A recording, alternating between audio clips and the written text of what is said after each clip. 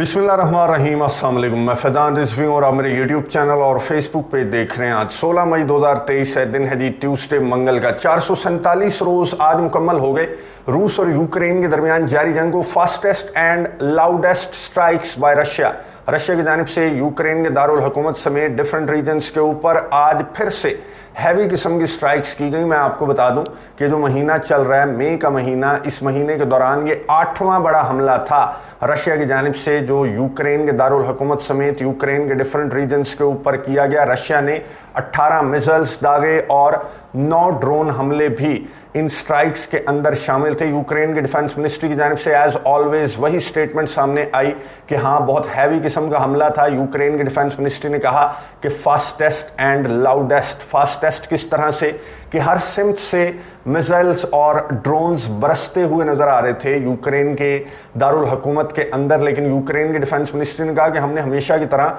तमाम के तमाम जो मिसाइल्स हैं, तमाम के तमाम जो ड्रोन्स हैं, वो हमारे एयर डिफेंस सिस्टम ने मार गिराए। अब ये एयर डिफेंस सिस्टम है या जिनी है जो चिराग में से निकलता है और तमाम के तमाम ड्रोन्स को मार गिराता है। इवन के हाइपरसोनिक मिसाइल को भी यूक्रेन का एयर डिफेंस सिस्टम मार गिराता है। रशिया की जानिब से जो स्टेटमेंट सामने आई, रशिया ने कहा कि हमने जो वेपन था, असलहे, गोले बारूद के तोहफे तहाइफ थे, उनको हमने निशाना बनाया। रात गए स्ट्राइक्स यूक्रेन के दारुल हुकूमत समेत यूक्रेन के डिफरेंट रीजन्स के ऊपर की गई। और रशिया की डिफेंस मिनिस्ट्री ने कहा कि हमने असलहे, गोले बारूद के जो गोदाम हैं, जो ठिकाने हैं, उनको सक्सेसफुली टारगेट किया और पेट्रियट मिसाइल डिफेंस सिस्टम भी तबाह हो गया, जो कि अमेरिका का एक तोहफा, यूक्रेन के लिए बहुत महंगा तोहफा। और बहुत मिन्नतों के बाद यूक्रेन के सदर व्लादिमीर ज़ेलेंस्की को ये पेट्रियट मिसाइल डिफेंस सिस्टम मिला है, जो कि इन स्ट्राइक्स के नतीजे में तबाह हो गया। लेकिन यूक्रेन मानने के लिए तैयार नहीं है। यूक्रेन ने कहा कि बिल्कुल बकवास, ये पहली मरतबा नहीं है, बल्कि मैं आपको बता चुका हूँ कि इस महीने के दौरान 8 इसी तरह के हमले किए गए, हैवी किस्म के हमले रशिया की जानिब से यूक्रेन के डिफरेंट रीजन्स के ऊपर किए गए। और हर दफ़ा यूक्रेन की डिफेंस मिनिस्ट्री यही कहती है अपने जो इमदाद देने वाले हैं, जो यूक्रेन के सदर के इत्तेहादी हैं, अमेरिका, बरतानिया, नेटो ममालिक, उनको सेटिस्फाइड करने के लिए ज़ाहिर है इस तरह के स्टेटमेंट्स जो हैं वो एक्सपेक्ट की जा सकती हैं यूक्रेन की डिफेंस मिनिस्ट्री की जानिब से। अभी पिछले हफ्ते की बात है, 12 मई की बात है, जब मैंने आपको बताया था कि रशिया की जानिब से 21 हमले किए गए। जो स्ट्राइक्स थी रशिया की हैवी किस्म की स्ट्राइक्स, इन स्ट्राइक्स से कबल 12 मई को थी और यूक्रेन की जानिब से यही स्टेटमेंट सामने आई थी कि हमने 21 में से 17-18 को हमने मार गिराया, हमारे एयर डिफेंस सिस्टम ने मार गिराया, और बाकी जो ड्रोन्स थे उन्होंने सिविलियन इंफ्रास्ट्रक्चर को हिट किया। लेकिन अब कहानी जो है वो थोड़ी मुख्तलिफ है। 12 मई के जो हमले थे रशिया के, उसके नतीजे में जो सिविलियन इंफ्रास्ट्रक्चर जल रहा है, मैं आपको वीडियो दिखाता हूँ, आप वीडियो पूरी देखिएगा। तकरीबन 1 मिनट की वीडियो है, लेकिन पूरी दिखाने का क्या मकसद है बाद में आपको बताता हूँ। ये वीडियो देखिए, उसके बाद बात करते हैं।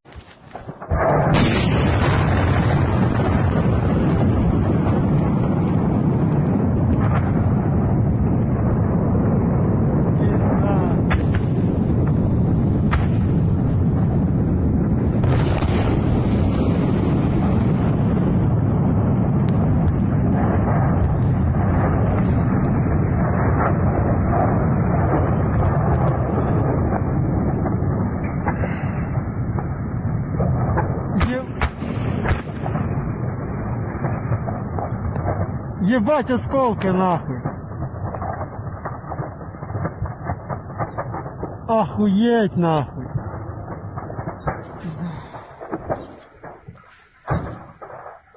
Ебать, да тут осколок впал нахуй.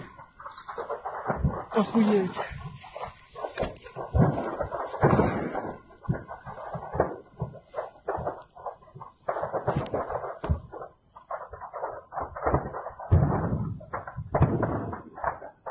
वीडियो आपने देखी जो रशिया की स्ट्राइक्स के नतीजे में सिविलियन इंफ्रास्ट्रक्चर जल रहा है, और इतना जल रहा है, इतना जल रहा है कि सुबह हो गई और धमाकों की आवाज़ें, आपको मैंने इसीलिए मुकम्मल वीडियो देखने का कहा, आपने सुना होगा कि धमाकों की आवाज़ें जो हैं रात गए की गई स्ट्राइक्स के अंदर धमाकों की आवाज़ें सुबह तक आती रहीं। ये कौन सा सिविलियन इंफ्रास्ट्रक्चर था?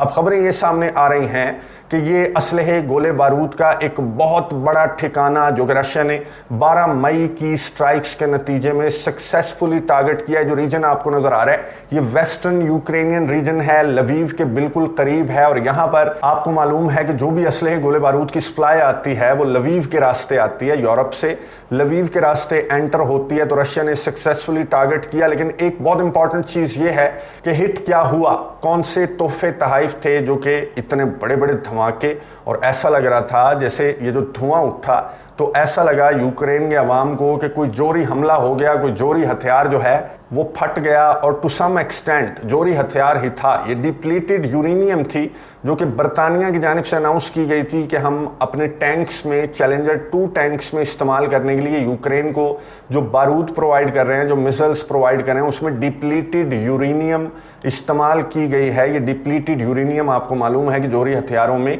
यूरेनियम ही इस्तेमाल होती है। और जिस तरह के धमाके थे तो इससे साफ पता लग रहा था कि इस स्टोर के अंदर, इस गोदाम के अंदर क्या रखा हुआ था। रशिया की डिफेंस मिनिस्ट्री ने कहा कि ये डिप्लीटेड यूरेनियम थी जो हमने जलाकर राख कर दी। और इसी तरह जो भी असलहे गोले बारूद के तोहफे तहाइफ प्रोवाइड किए जाएंगे यूक्रेन के इत्तेहादियों की जानिब से, हम बता चुके हैं कि हम जलाकर राख कर देंगे। लेकिन कोई टेंशन नहीं है, यूक्रेन के सदर व्लादिमीर ज़ेलेंस्की चल हैं, बिल्कुल चल हैं।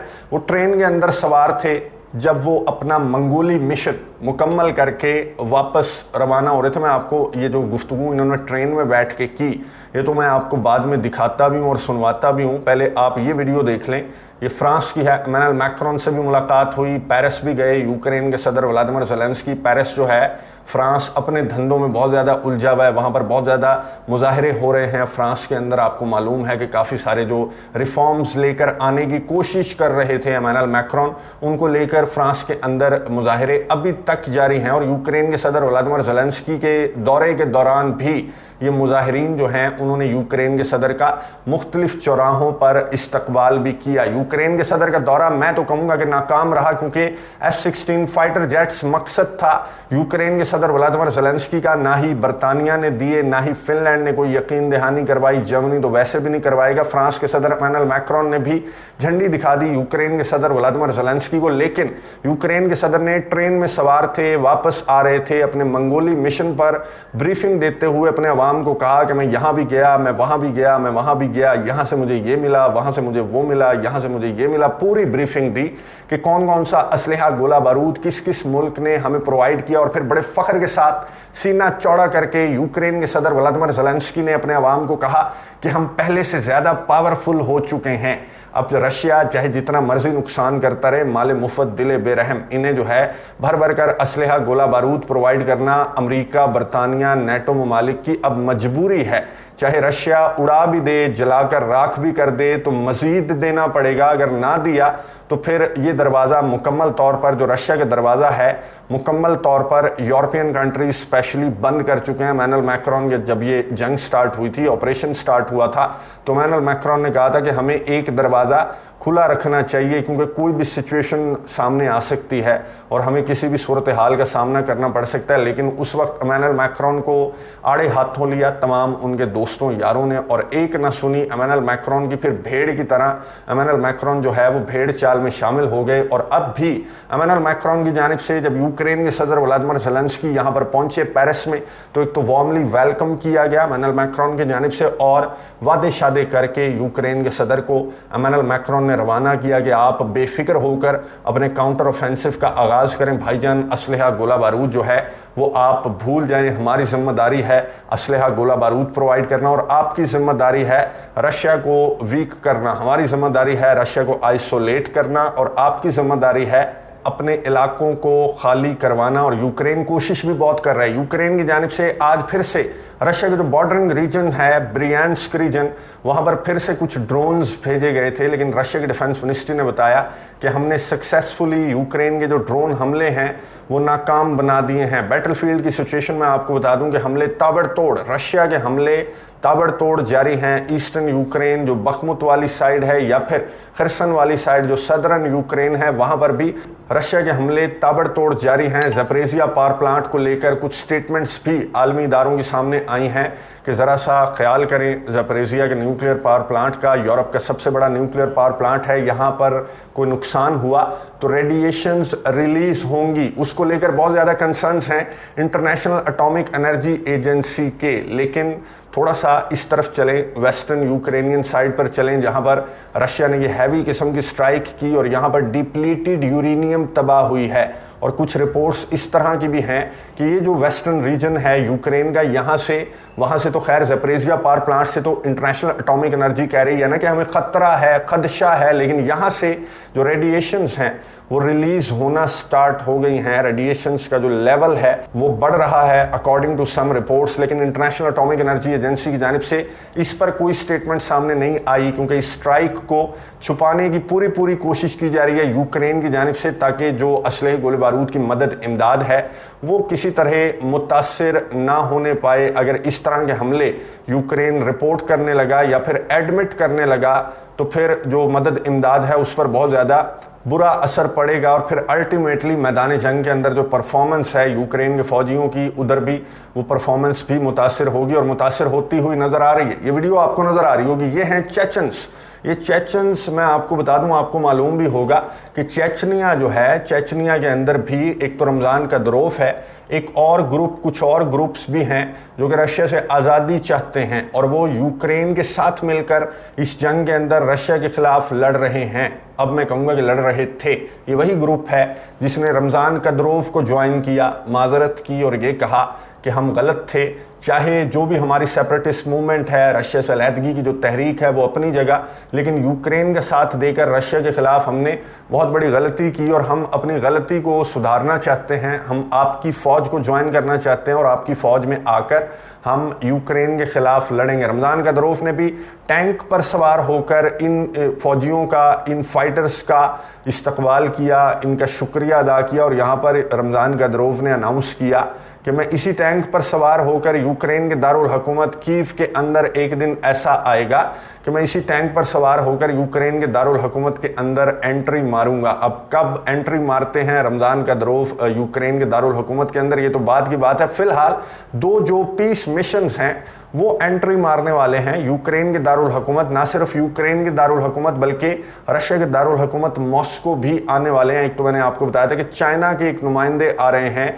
जो कि पोलैंड जाएंगे जुमा के रोज़, फिर वो रशिया का भी दौरा करेंगे, कीव का भी दौरा करेंगे, जर्मनी, फ्रांस का भी दौरा करेंगे और अब साउथ अफ्रीका भी सामने आ चुका है। साउथ अफ्रीका जिस पर गुज़िश्ता हफ्ते की ही बात है जब हमारे इंटरनेट का मसला चल रहा था, तो साउथ अफ्रीका पर ताबड़तोड़ हमले कर रहे थे अमेरिका, बरतानिया, नेटो ममालिक। उसी तरह के हमले जैसे चाइना पर हमले किए गए इनकी जानिब से कि तुम भी रशिया को चोरी छुपे असलहा गोला बारूद प्रोवाइड कर रहे हो, यानी कि यूक्रेन को अलल ऐलान असलहा गोला बारूद प्रोवाइड करना जायज़ है, लेकिन अगर कोई चोरी छुपे भी रशिया को असलहा गोला बारूद प्रोवाइड कर रहा है या फिर नहीं कर रहा, तो इस पर अमेरिका, बरतानिया, नेटो ममालिक का एतराज़ जो है वो मेरी समझ से खैर बाहर है। तो साउथ अफ्रीका अब सामने आया है पीस मिशन लेकर। मेरा ख्याल नहीं है कि ये कामयाबी समेटेंगे, क्योंकि चाइना और साउथ अफ्रीका को लेकर मैं आपको बता चुका हूं कि अमेरिका, बरतानिया, नेटो ममालिक जो हैं वो पहले ही एतराज़ आयद कर चुके हैं और इनकी जवाब भी मैं आपको बता दूं। इन दौरों के होने के बाद जो जवाब सामने आएगा दादा की जानिब से, जिनके हाथों में डोरियां हैं यूक्रेन के सदर व्लादिमीर ज़ेलेंस्की की, वो जवाब देंगे कि नहीं नहीं नहीं नहीं, चाइना का टिल्ट भी और साउथ अफ्रीका का टिल्ट भी टुवर्ड्स रशिया है और हमारे पास कुछ एविडेंस, कुछ रिपोर्ट्स इस तरह की हैं कि आप दोनों रशिया को असलहा गोला बारूद प्रोवाइड करते हैं। इसलिए आपका जो पीस इनिशिएटिव है, जो पीस फार्मूला है, वो चाहे जितना भी अच्छा हो, हमें वो मंजूर नहीं है। इस तरह का रद्द-ए-अमल जो है वो नेटो ममालिक, अमेरिका, बरतानिया की जानिब से सामने आएगा इन पीस मिशंस के बाद भी, क्योंकि ये ममालिक नहीं चाहते कि अमन हो, ये ममालिक नहीं चाहते कि ये जंग बंद हो जब तक ये रशिया को हाथ पांव तोड़कर आइसोलेट ना कर दें, पूरी दुनिया से काट ना दें। मैं आपको एक इम्पॉर्टेंट खबर और बता दूं, भारत से मुतल्लिक है। काफ़ी सारे व्यूअर्स जो हैं भारत के, वो भी ये वीडियोस देखते हैं। तो भारत का जो ऑयल है उसको नो कहा है स्ट्रेट फॉरवर्ड। जो जोसेफ बोरेल हैं, यूरोपियन यूनियन के फॉरेन पॉलिसी चीफ, उन्होंने एक बहुत इंपॉर्टेंट स्टेटमेंट जारी करते हुए कहा कि हमें रशिया के एनर्जी का तो हमने बायकॉट कर दिया, रशिया पर हमने सैंक्शंस आयद कर दी, लेकिन फिर इंडिया का क्या, जो कि रशिया से ऑयल ख़रीद रहा है, यहाँ पर रिफाइन होता है और फिर यूरोपियन मार्केट में आता है, तो फिर ये तो वही रशियन ऑयल है, वो घूम फिर कर वहीं, वेयर इज़ यूरोप। तो ये रशिया का जो ऑयल इंडिया से घूम फिर कर आ रहा है, तो ये हमें नहीं कबूल करना चाहिए, बल्कि इस पर पाबंदी होनी चाहिए। स्ट्रेट फॉरवर्ड नो कहना चाहिए हमें इंडिया के ऑयल को। अब मैं आपको ये बता दूं यहाँ पर कि अज़रबैजान से जो आप गैस ले रहे हैं, ये जो यूरोप अज़रबैजान से गैस ले रहा है, ये भी घूम फिर कर रशिया की गैस ही है, जिसको लेकर इतनी खुशी के साथ इतना ढोल बजाकर ये जो यूरोपियन कंट्रीज़ हैं ये मुआहदे भी करते हैं और फिर तस्वीर भी बनवाते हैं कि अज़रबैजान के साथ हमारा मुआहदा हो गया। अज़रबैजान के पास कौन सी गैस है? कैस्पियन सी की गैस। वो यूरोप के लिए काफ़ी नहीं है। यूरोप के 10 ममालिक को भी उनकी नीड भी अज़रबैजान की कैस्पियन सी की गैस पूरा नहीं कर सकती। ये रशिया की गैस है जो अज़रबैजान के थ्रू आपके पास आएगी, या फिर तुर्की से अगर आप लेंगे तो वो भी रशिया की गैस होगी जो तुर्की के रास्ते आपके पास आएगी। लेकिन एतराज़ जो है वो इंडिया पर उठाए जाना, इंडिया की जानिब से जो ही रद्द-ए-अमल सामने आया वो भी आपके साथ शेयर कर दूंगा। बहरहाल ये ममालिक नहीं चाहते कि ये जंग बंद हो, बल्कि रशिया को वीक और आइसोलेट करना चाहते हैं, पूरी दुनिया से काटना चाहते हैं। और रशिया की जो सराउंडिंग्स हैं उनको ये चाहते हैं कि वो नेटो के रंग में रंग जाएं। और इसी मंसूबे को लेकर मज़ीद कुछ ऐसे ही इक़दामात अमेरिका नेटो ममालिक की जानिब से उठाए जा रहे हैं रशिया के ख़िलाफ़। मज़ीद यूक्रेन के सदर व्लादिमीर ज़ेलेंस्की जैसे कंधे ढूंढे जा रहे हैं और किसी हद तक अमेरिका को इन कंधों के ढूंढने में कामयाबियां भी मिल रही हैं। एक सेपरेट वीडियो के अंदर आपको बहुत इंपॉर्टेंट स्टोरी है, आपके साथ शेयर करूंगा कि किस तरह से रशिया के ख़िलाफ़ एक महाज बनाने की कोशिश कर रहा है अमेरिका, जिसे मशरिक़ वुस्ता से धक्का पड़ चुका है। ईरान और सऊदी अरब की डील के बाद एक एक करके किस तरह से डील्स हो रही हैं वो आपके सामने है। तो इसके बाद अमेरिका कहां पर, किस रीजन के अंदर गंद घोलने की तैयारियां कर रहा है, नेक्स्ट वीडियो के अंदर डिटेल्स आपके साथ शेयर कर दूंगा। अगली वीडियो तक के लिए इजाज़त दीजिए। अल्लाह हाफ़िज़।